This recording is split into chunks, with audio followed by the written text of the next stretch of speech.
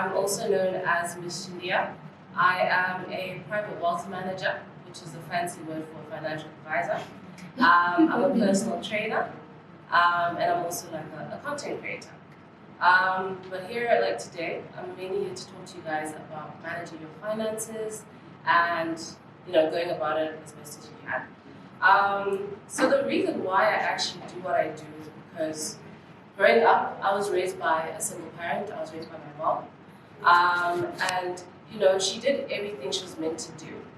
She was putting money away for my education. She was putting money away for a home with an institution whose name I will not mention. She had built up her savings over the years, right? She had done what she was supposed to do. And then 2008 happened, and she literally lost everything overnight. Her pension was wiped out, her savings were gone. She literally was now back to square one overnight. And I always thought that had she sat in front of someone like myself, private wealth management advisor, she wouldn't be in the position that she is today. Because now she's still reading from the effects of 2008, and she's not going to have the retirement that she actually deserves. And that's why I am in wealth management. Okay? So I'm really going to talk to you about how you as a young woman, young man, can attain financial freedom. Okay, so I'm going to just discuss a couple of points. These are things that you need to do in your life that you can, start off with, big or small, in order to, walk that financial journey towards financial freedom. Okay.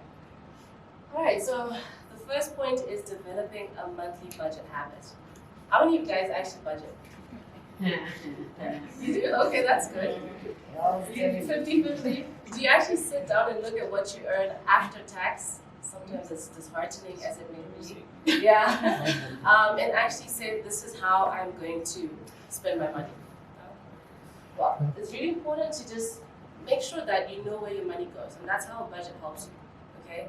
Because once you have a budget, it allows you to actually see how you're spending your money. You can even just keep a record. If you don't have money in the bank and you're dealing in cash, like what most people do, have a ledger. Write down what you spend every single day. It could even be that dollar that you spend on chocolate. Write down every single piece of expenditure and track it. Because it's a good way to actually audit your finances, audit your behaviors, actually see where your money's going. Because you could be shocked and you see yourself spending maybe $1 every day on maybe some sweets, right? Like not necessarily need. And that's $10 a week. That's $40 a month that could go towards other things like savings, paying off the debt, going towards bills. So having a budget is really important because it can help you just audit your spending and identify areas of weakness that you may have and then improve on that. Okay. Second point is to pay off all your debts. Yeah. I know it's, especially with the way the economy is, it's hard to not get into debt. But it's really important to just do your best to stay out of debt. And if you are in debt, to pay them off, okay? So this comes back to even your budgeting. Now include, maybe you have to make cuts in your spending so that you can have more money available to go towards paying off the debt. And you now include that in your budget. So it's really important to get out of debt, especially if it's a high interest kind of debt.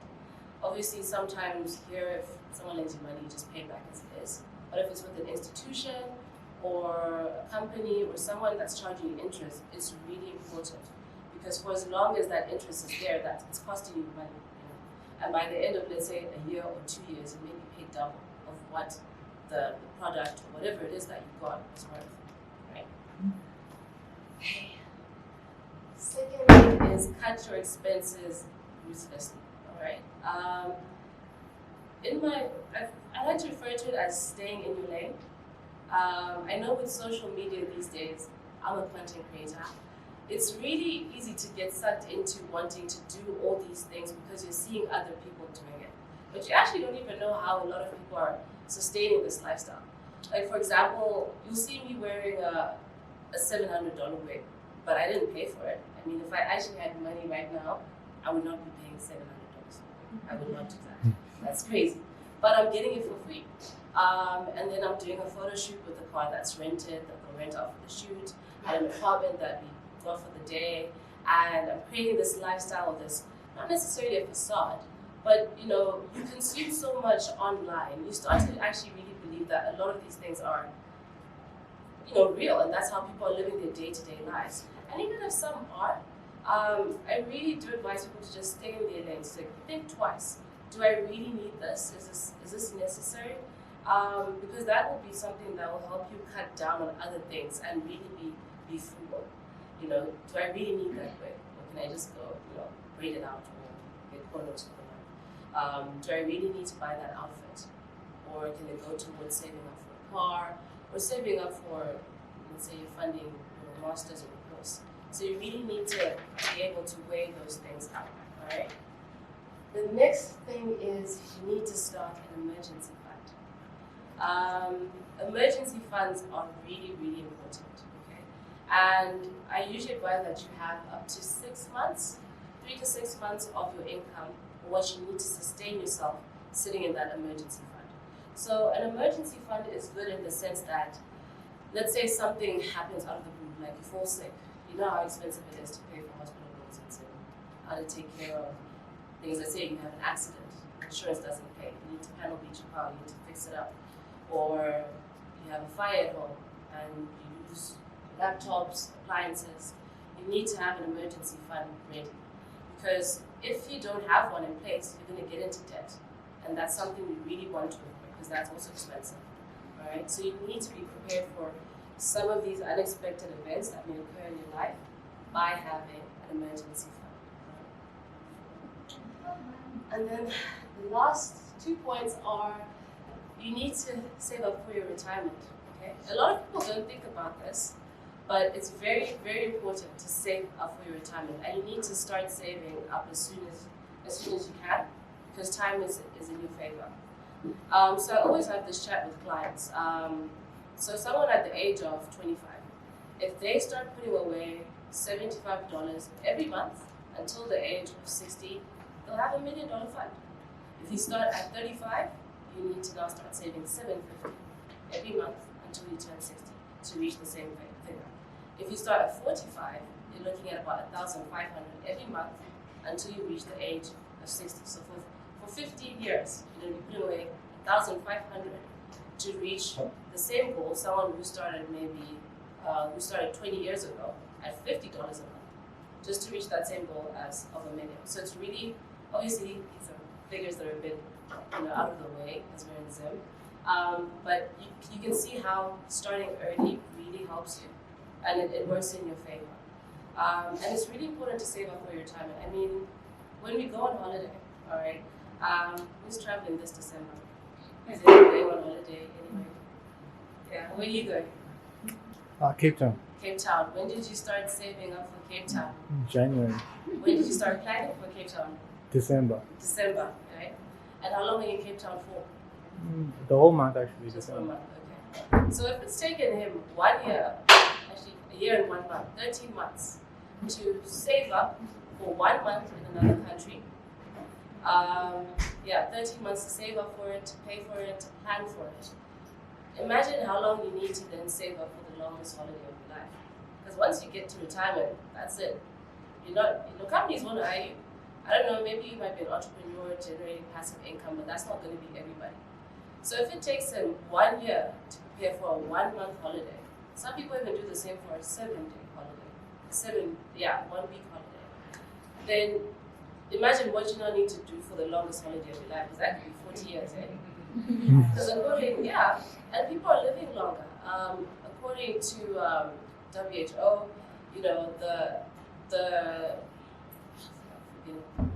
but in the UK, people are living longer, all right? So even now, the age of retirement has actually been increased in the UK. So it's gone from 65 to 70. So they've raised it, because people aren't dying. They still want to live their life.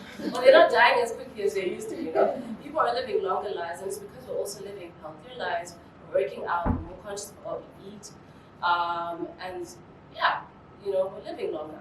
So people are living longer, and so let's say you retire at 60 or 65, and you're going to live until 90.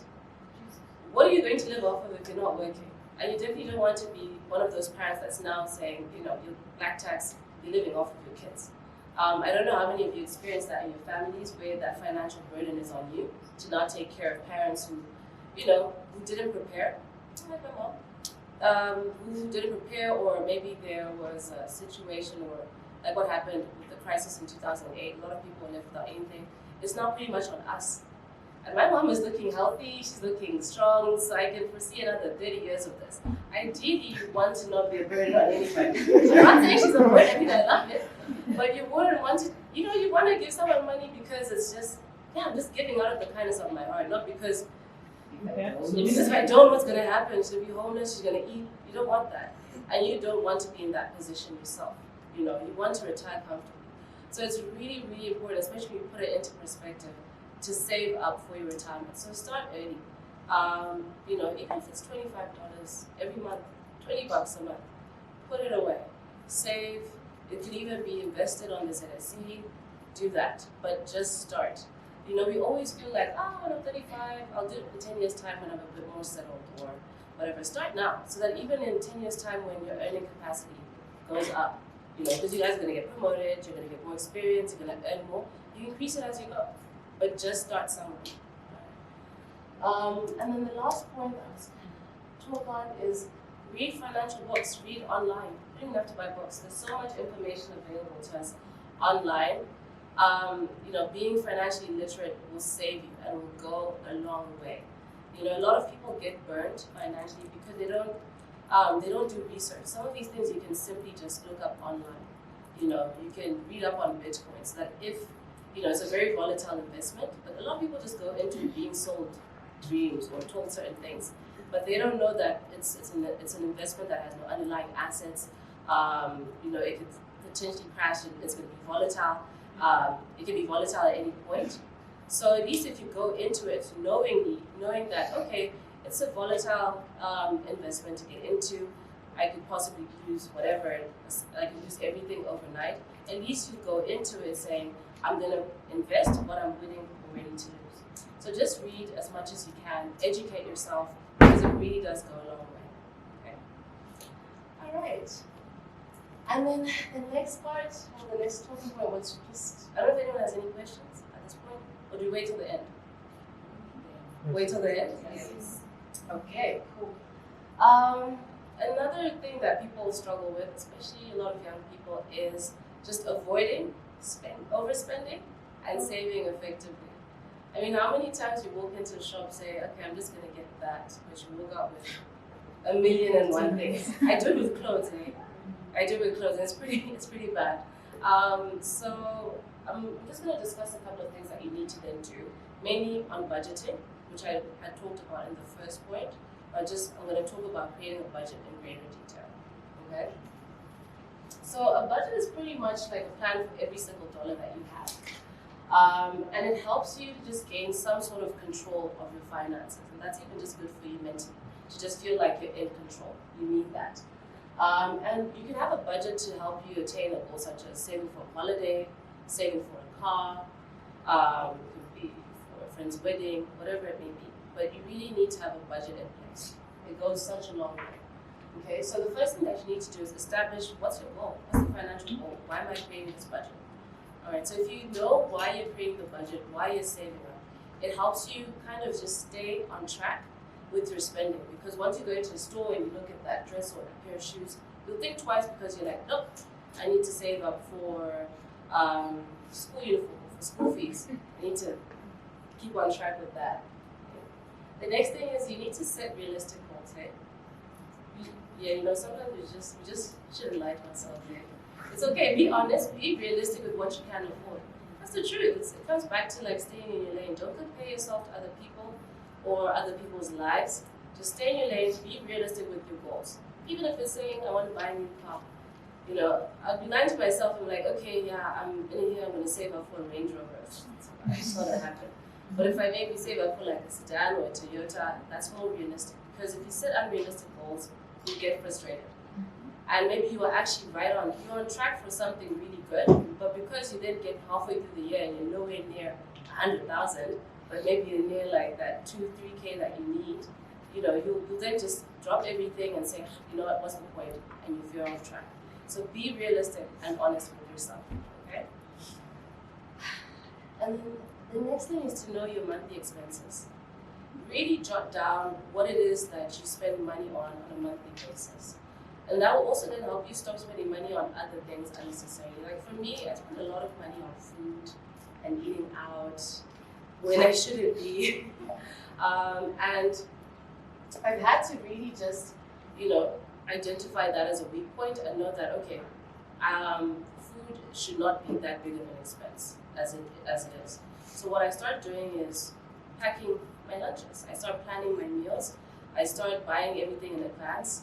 So at least I now know that every month my food expense is going to be $25 and that's it. Instead of spending $5 every day, 5 days a week, that's $100, eh? That you spend every month on food, but I could literally just spend 25% of that, and I'm covered for the month.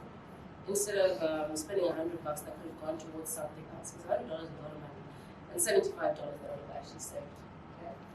And then the next thing that I want to encourage you ladies to do is, sorry, I have a cold, so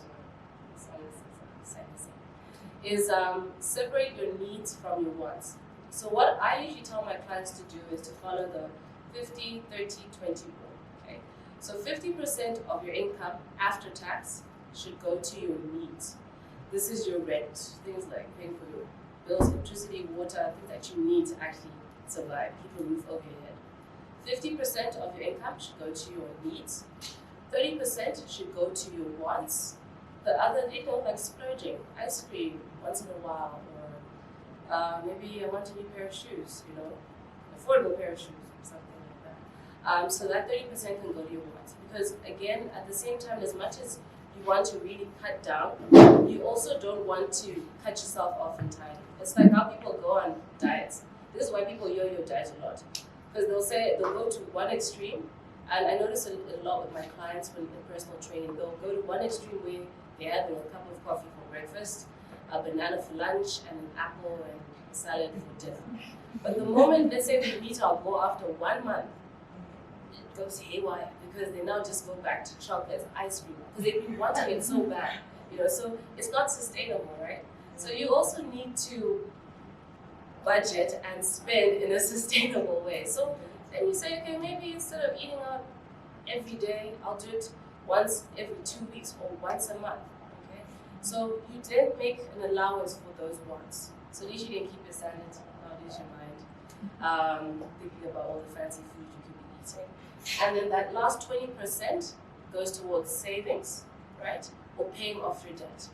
So saving and getting out of debt are really just as important, like I said. I mean, if you're paying off a high interest debt, it will cost you, the longer you stay in there, the more money it costs you. Because if you end up doing the math, especially after a year or 2 years, you've literally paid double the amount. And interest rates in Zim are even really high, especially with the banks now. You don't want to be in debt. So that 20% can be equally split between savings and getting out of debt. If you're not in debt, then great. Put 20% towards savings or that retirement plan that we were talking about. Because a retirement plan is pretty much like, so the savings plan, so you're saving and it's getting invested over time. And those are my tips on budgeting and avoiding overspending. What you just need to remember at the end of the day is that it's not really about how much you're making, but it's about just making the most of what you have at that point in time. Like I said, you're all professional women working, and over the years you're going to gain qualifications, your earning capacity will go up, and your capacity to save will also go up as well. So don't stress about not having that $7.50 or even $50 right now. But just make it a point out of whatever it is that you're doing, selling tomatoes, selling clothes, save a certain percentage and put it away and have the discipline to just not touch it. Okay? And just know that it's put aside for, it could be for your kids' university tuition, it could be for your retirement, it could be for whatever. But just make sure you have that put aside. Okay? And then the last talking point is just about making wiser financial decisions. How do I make wiser financial decisions for myself? And essentially it comes down to just knowing your values and your priorities, all right? And just being realistic with yourself again. That's how you make wiser decisions. Be realistic with yourself. Buying things to try and keep up with other people is not realistic, because someone could be, again, like I said, I'm getting this hair for free, right? I'm not really flinching at every time, at getting it because I'm just getting it for free from, let's say, a service provider online. But then you're going to try and keep up with someone who's not even paying for half of the things that they have on, and you just have to be realistic with yourself because you go broke trying to keep up with that, but how is that benefiting you in any way? So you just have to be realistic with yourself. And again, know your values and your priorities. So nothing's ever really wrong. Nothing's ever really right. I mean, I'll keep on bringing up here. My mom could look at me and say, "You're really wearing an expensive wig. It could never be me, right?"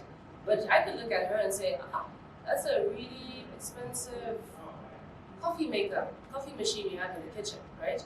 She would spend the same amount on a machine that makes coffee in the kitchen that I spent on my hair.